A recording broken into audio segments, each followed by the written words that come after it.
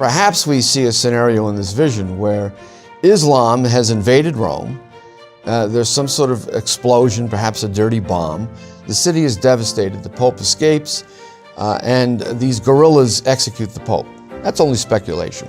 And the reason I have to speculate brings us back to the problem. We don't have the missing text.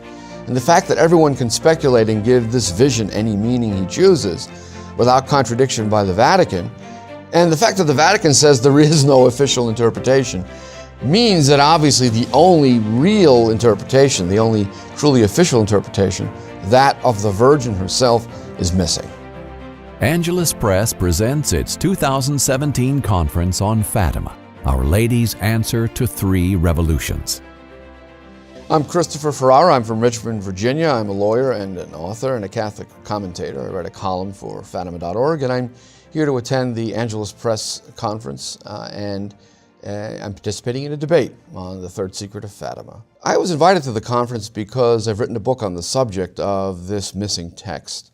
The evidence is overwhelming that there must be somewhere in the Vatican, as Antonio Socci put it, well hidden is his phrase, a text which explains the mysterious vision published on June 26, 2000, of the bishop dressed in white, evidently a future pope, who is escaping a city filled with the dead, a city devastated in some sort of catastrophic event.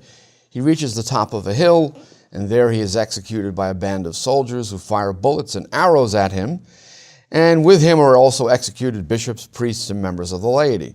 Very mysterious. No one knows why this happens, where exactly it happens. We're not even really sure that it's a future pope, except that the text of the vision does apparently indicate a future pope. So the issue is, where is the Virgin's explanation of this mysterious vision? The evidence is clear that there must be a soundtrack to this film, as it were, depicting this post-apocalyptic scenario sometime in the future. My position in the debate is based upon an overwhelming amount of direct and circumstantial evidence that along with the vision, there must be a second text in which the Virgin herself, in her own words, tells us what the vision means. The explanation would have to be along the lines of how an internal crisis in the Church, referred to by Cardinal Ratzinger as Pope Benedict during his pilgrimage to Fatima in 2010, is accompanied by some sort of planetary catastrophe. There are powerful indications, and I went through these during the debate, that there is a second text. There are testimonies from Cardinal Capovilla, and there's additional testimony from Father Fuentes that the secret is in two parts and therefore would involve two texts. One would be the vision, and the other would be the explanation of the vision.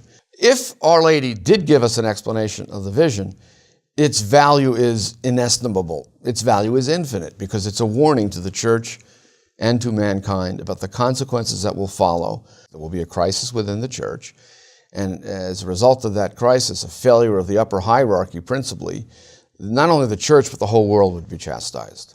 If you're going to provide an explanation of the vision, it can't possibly be the case that the Mother of God would say, tell no one what it means, but rather let the Church argue about its meaning, and then we would have to rely, as the Vatican has suggested, on the Vatican Secretary of State to interpret this vision for us. That would have been Cardinal Sodano, the same Vatican prelate involved, as we now know, in covering up the scandals and the crimes of Father Maciel, the head of the Legionaries of Christ. It's inconceivable that Our Lady would have left us at the mercy of an interpretation, non-binding at that, as Cardinal Ratzinger pointed out, by Cardinal Sodano. No, there must be an explanation by the Virgin, and if she gave an explanation of the vision, published in 2000, she certainly wouldn't have told Lucia to keep it secret forever. That's just nonsensical. To learn more about this and other talks, go to angeluspress.org/Fatima.